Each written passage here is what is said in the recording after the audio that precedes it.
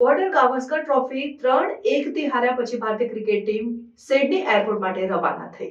ભારતીય ક્રિકેટ ટીમે border Gavaskar trophy 3-1 હાર્યા પછી સિડનીમાં તેના હોટલોમાં એરપોર્ટ માટે રવાના થઈ છે।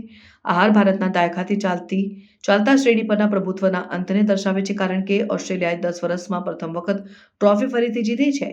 સિડની ક્રિકેટ ગ્રાઉન્ડ ખાતે યોજાયેલા અંતિમ ટેસ્ટ મેચમાં ઓસ્ટ્રેલિયાએ 6 વિકેટથી વિજય મેળવી શ્રેણી જીત મેળવી હતી।